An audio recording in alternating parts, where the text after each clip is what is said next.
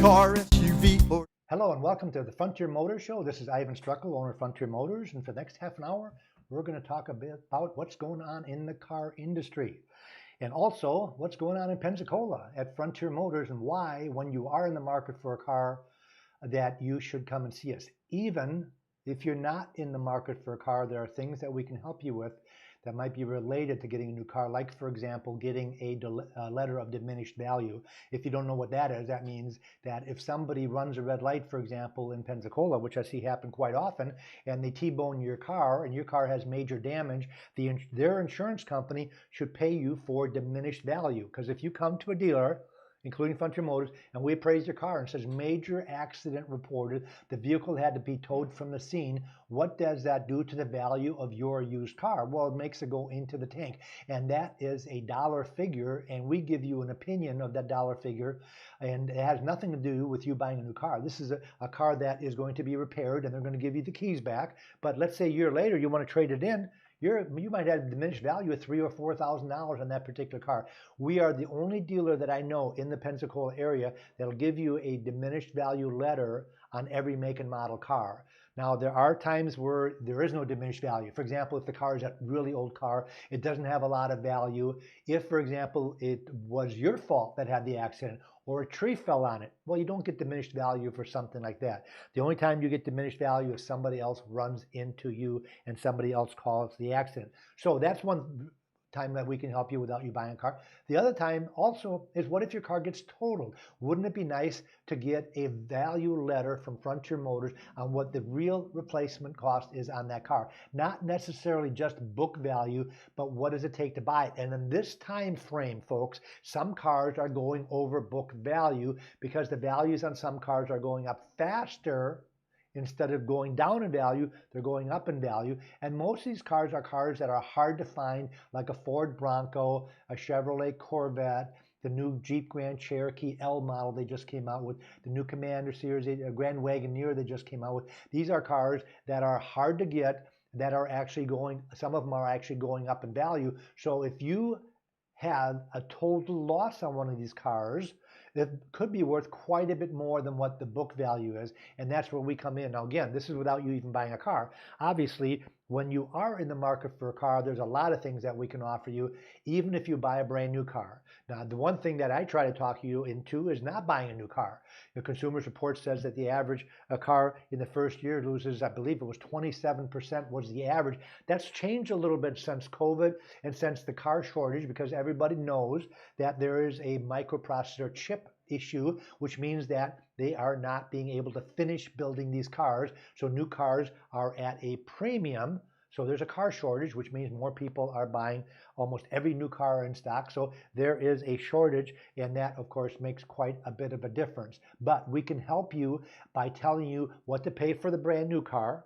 We can tell you what to pay for a car if it's perhaps 6 months old, maybe a year old, like the ones that we keep on our lot, and tell you what the difference is between the new and the used. And I always try to make it easy for customers when they come in. Let's say you're looking at a 2022 used car on our lot versus a 22 brand new one on the dealer's lot up in Car City or on Navy Boulevard. I urge you always to compare apples to apples. I can run you the window sticker of our car. Of course, when you buy a brand new car, the window sticker is right on the window, so you know every little piece of equipment. Well, some of this equipment on some of these vehicles can have packages that can cost as much as $5,000 or $6,000.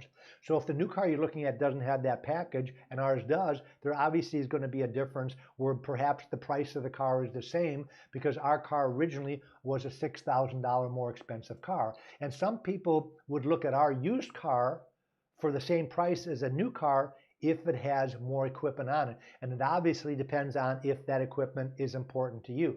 I put a lot of emphasis on the new safety features that are not standard on all the cars. Some of the cars have some of the safety features, but some of them have these technology safety programs that can cost as much as $3,000 to $4,000 extra, like the automatic stopping, the surround cameras, the backup pedestrian, attention grabber, you know, when somebody walks in front of you or behind you, you got the beeping going on. Of course, all cars these days have backup cameras. Pedestrian detection is what it's called. lane departure, blind spot monitoring, laser cruise control. These are all features that I would say if I had a car that was 1 year old with these features versus a brand new without, I would urge you to buy the one that could save your life. The automatic stopping is one of the best features ever. Because if you're not paying attention and you're looking at your phone, I know everybody knows you're not supposed to text and drive, but there's a lot of reasons to look at a phone these days. If you have it laying on the seat, I mean, when it rings, what do? You automatically look down. Well, if your car can stop as fast as the guy in front of you, you're not going to hit him. That could save your car. It could definitely save your life and your family's life. So these are features that if I've got them on a car, you will buy our car. And Consumer Reports has it right in the middle of page 9 on last year's edition. This was Consumer Reports all about new cars.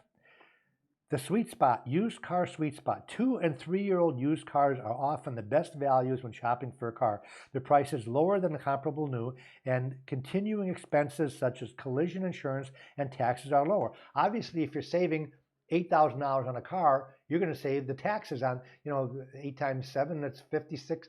It could be $600 that you're going to save just on taxes alone. Not to mention if the car's value is lower, you're going to insure it for lower, which will save you money on insurance.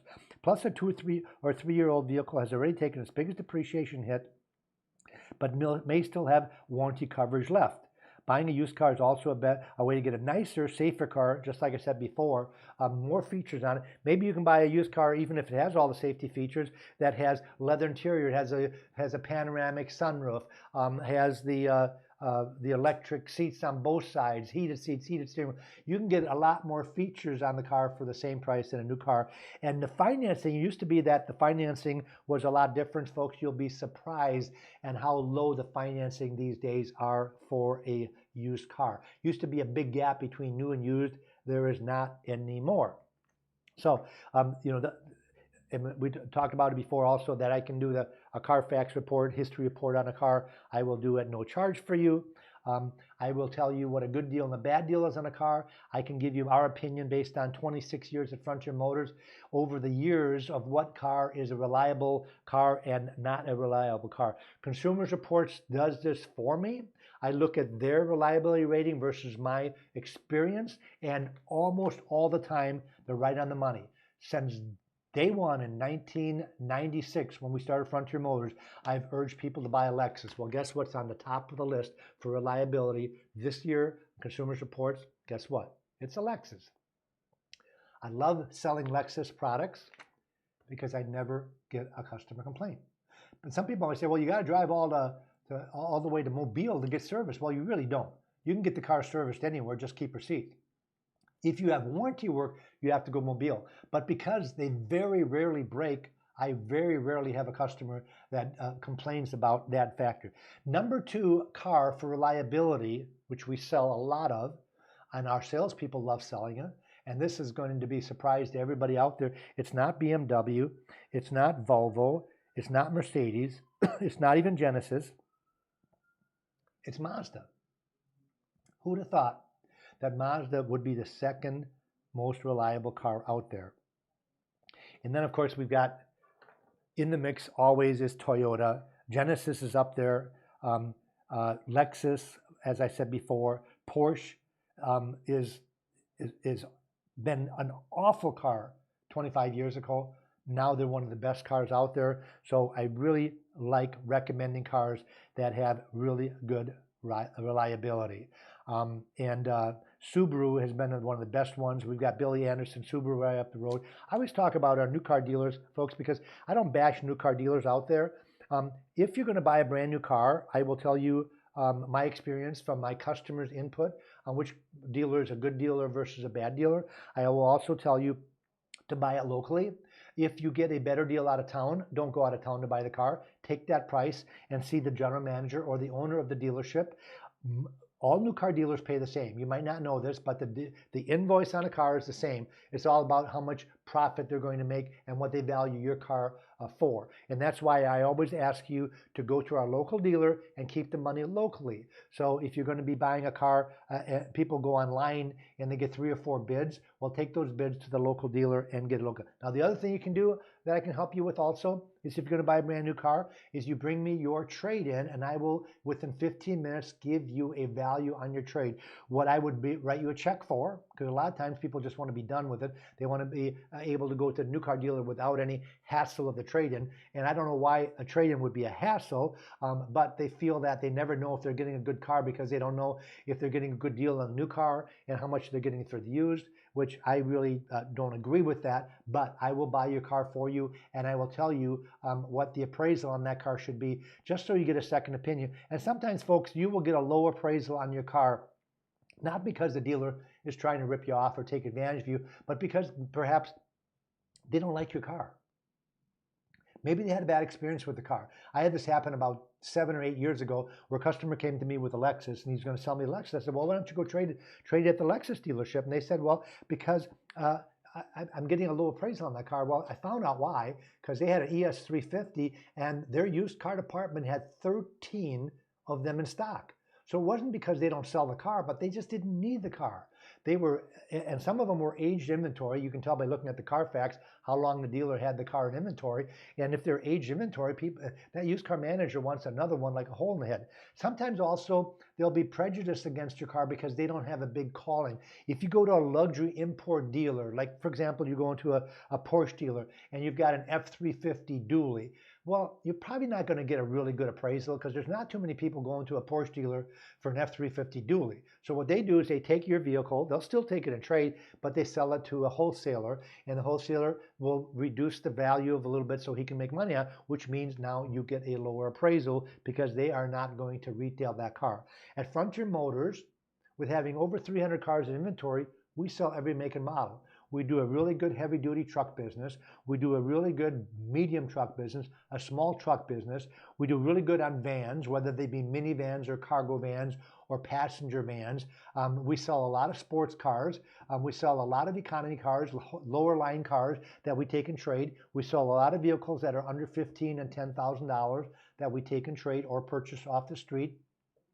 We have a lot of vehicles in stock that are like new. So if you're looking at, let's say you're looking at a mid-sized car like a Chevy Malibu, maybe a Chevy Impala, maybe a Ford Fusion, or if you go to the imports like a Hyundai Sonata or a Kia Optima, we keep them all on the lot. When you come to Frontier Motors, it's almost like going to a new car show, except they're used cars.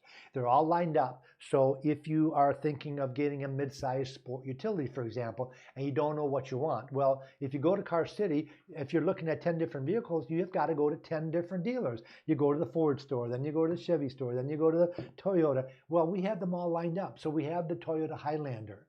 We have the Chevy Traverse, the Chevy Equinox. We have the Ford Escape, the Expedition. We have the Ford Explorer on the lot. And then if you go to the imports, we've got the Hyundai, the Hyundai on the lot, the Santa Fe, and with the Tucson. And we've got the Highline ones like the BMWs and the Lexus products. So we have them all lined up there. So you talk to one person at one dealer, and you can test drive all of them.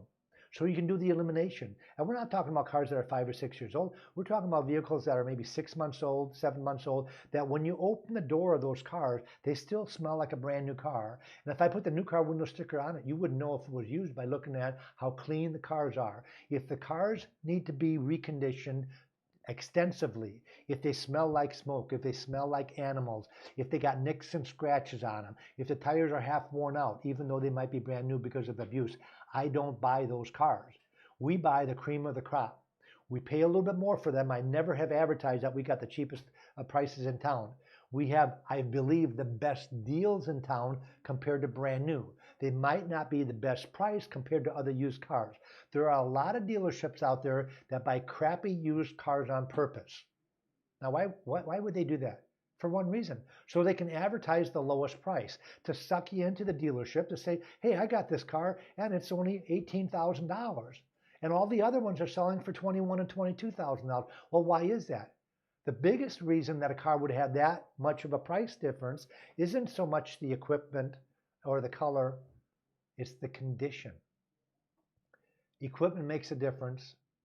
Color makes a difference in the value of a car, believe it or not. An ugly car will sell for less than a good-looking car. The equipment, the mileage makes a difference, obviously. If I've got a car on the lot with 4,000 miles versus 24,000 miles, there's going to be a difference there. So you want to compare apples to apples. And I've seen people buy the crappy vehicle. They sell those crappy vehicles, but that's not what we deal in. I want you to come in and I want you to tell our salesperson, man, I can't believe how beautiful your cars are. They look like brand spanking new. And then we give you that out-the-door figure I was talking about before, where you get that figure after the trade-in, after the taxes, the dock fee, the tag transfer, the title fee, one price that we circle with the equipment list of the car that we're selling you, so you can compare apples to apples. And you go to the other dealer of your choice and you get them to give you the equipment list and do that one thing. Don't worry about the discount on the car. Don't worry about the trade-in value. Don't worry about their fees. If they charge $2,000 worth of fees, it doesn't really matter. Don't worry about their marketing adjustment if they mark the vehicle up really stupidly high. It doesn't really matter. The only thing matters is what's the bottom line. And then you can compare. And if our bottom line, for hypothetically, let's just say it's the same as the next dealer down the road, but we've got 15,000 less miles on it. Well, guess who's the better deal? What if our car was a beautiful looking car with the nice wheels, brand new tires on it, and there's not a chip or a nick in the car, and theirs was just so average? Well, guess what? Now we have the better deal, including the color. Then we talked about equipment before. What about the history on the car? What if their car was in 2 accidents and our car had no accidents and was one owner? That has a lot to do with who's got the better deal. And that's what you have to make a decision on when you put this all together. Our people will point this out, and we can run the history report of the other dealer's car. We can run the window sticker of the other dealer's car. This happened a while back where a customer told me, oh, the cars are identical. They've got identical car. I ran the history report. Well, ours had navigation, and back then navigation was $1,200. That navigation screen that also had the backup camera in it. This was years ago. Now they all have a screen because the government in 2018 mandated you have to have a backup camera, so they all have a screen. But back in the old days, they didn't. And the navigation system was $1,200. And I pointed out to the customer, by the way, ours was a $1,200 more expensive car, brand new. So if our car now is the same price, we have an advantage because we have a feature, even if you don't need it, even if you have it on your phone, that we have a better deal. Nowadays, navigation, by the way, folks, is not that big of a deal anyways, because 50% of the cars out there have the Android and the Apple CarPlay, which a lot of people like the navigation system on the Apple quite a bit better than they like it from the factory. And you hook your phone up and it comes right through the screen. So it's a really kind of a cool feature.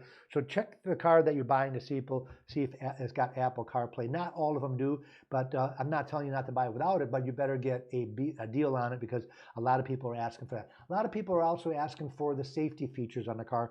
I have some customers trading in cars for that feature alone.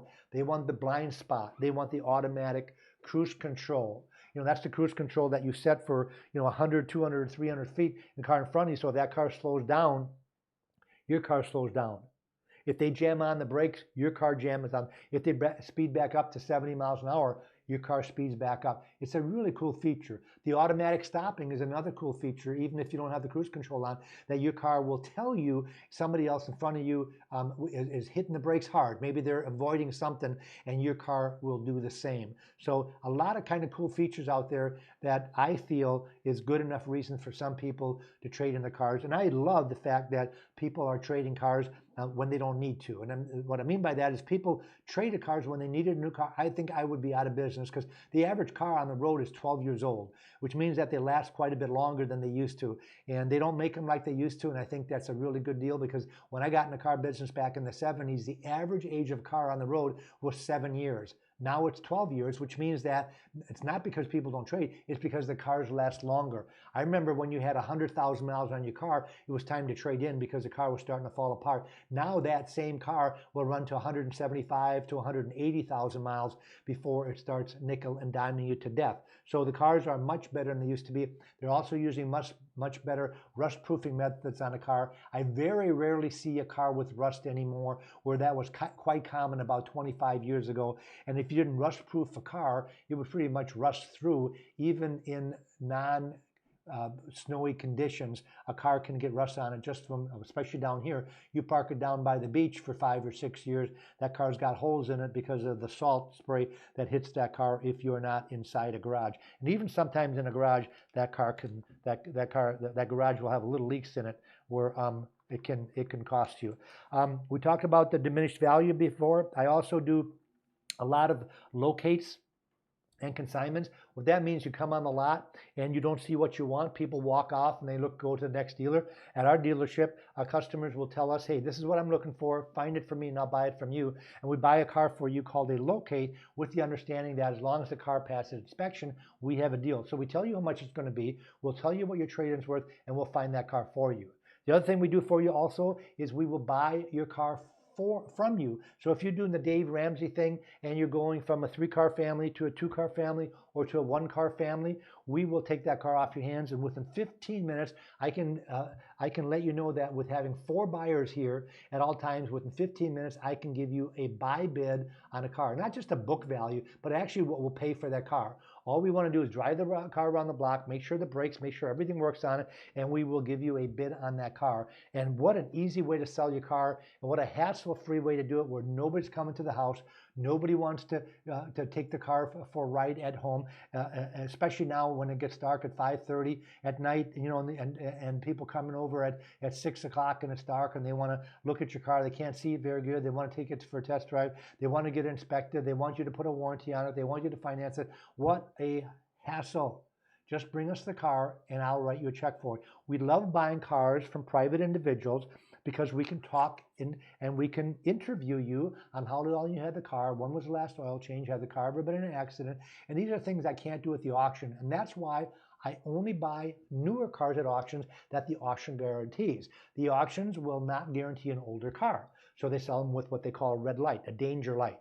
But the new cars are warranted. So I buy 2022s, 2021s, 2020s at the auction because they're sold green light, which means if there's something wrong with them and they ship me the car, they'll take that car back. Well, they won't do that with the older cars. So these cars that we have on our lot are either trade-ins that are really nice used cars that are below $10,000 or below $15,000, which is a great price point these days. Seems like everybody's looking for a lesser expensive car. I remember when $15,000 was a medium-priced car, not anymore. Now it is an inexpensive car.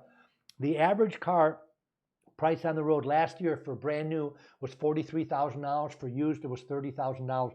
Isn't that crazy? That used car, the average was $30,000, but that still makes the average car. Now, the way they do a used car is from 1 to 5 year old, they average that out. Between 1 and 5 years old, on used, it averages out to $30,000. The average price of a new car was $43,000. And that's an average. And then you have cars, if you see the Lexus behind me, that's a 2021 Lexus GX 460. And that car's got 10,000 miles on it, and it's about a $70,000 car. So you can see that some cars might be in the $20,000 range, and some cars are going to be in the $70,000. I've got another car behind that one, which is a Land Rover, and that car brand new was $128,000. So it's easily to get those averages skewed, but the more expensive the car was brand new, the more you're going to save on that car when it's used. A car like the Lexus is going to save you about $7,000 or $8,000 on the price of the brand new. The Land Rover that I'm talking about, which has 17,000 miles on, is going to save you about $20,000 over the price of a new one. And that's why I always urge people to take a look at a car that is a late model car. And the nice thing we do at Frontier Motors, folks, is we put a 10-year, 100,000 mile drivetrain on the cars if they're less than 10 years old. So what that means to you is if you pick out a car that's 5 years old, you will still get an additional 5 years of drivetrain warranty, which is engine, transmission, and transaxle. And we put that on any car that's not modified, that is not jacked up or is a supercharger or high performance car. So if you're buying, a Cadillac from us, you're going to get a 10-year warranty. If you're buying a Sonata, if you're buying any type of car from us, we will include that warranty in the price of a car. It gives you a little bit of reliability that goes with the car, and less apprehension that, well, what if something goes wrong with the car? One of the things that Consumers Report says, and I was stunned at this, last year they had a very cool article in here that says, what does it cost to average repairs and maintenance on a car? And people don't put a lot of emphasis on that. If you buy a used car, and this floored me, and I didn't know this, if you buy a five-year-old Lincoln, the average maintenance on that car is less than $200 a year. If you buy a 10-year-old Lincoln, it's about $350. That is the least expensive car for repairs, is a Lincoln. Can you believe that? Chrysler was number 2. It's crazy. Ford was number 3. Ram was number 4. So the top 4 were all domestics as far as how much it costs to repair a car. That is really interesting. Toyota was number 5. Chevrolet. The ones that were the most expensive was Porsche, BMW, Volvo, and Audi, Mercedes-Benz. Isn't that interesting? Well, I mean, I think everybody knows that it costs more to fix a Highline import. But you know what the interesting thing is? We sell a lot of Highline imports. They are building the cars better and better. So if you're buying a 2 or 3-year-old car, number 1, it's still going to have factory warranty. Number 2, we put the 10-year on the engine and transmission. And number 3, the cars are built way better. I used to feel very uncomfortable selling a 4 or 5-year-old BMW, and I don't anymore. I used to feel uncomfortable selling a used Mercedes because I'll tell you, I had nothing but customer complaints with them. I'm talking 25 years ago. They've come a long way to make those cars much, much better. And you would think the higher line would be better than a car like a Hyundai or Toyota, Ford or Chevrolet, and that's not true. Most of the manufacturers these days are building a pretty reliable car. So you can be more assured that you're going to get a car that's not going to end up in the shop. I still urge you to run the Carfax to find out if it's got any issues as far as safety recalls. And you want to make sure that if you're buying a car that the parts are available.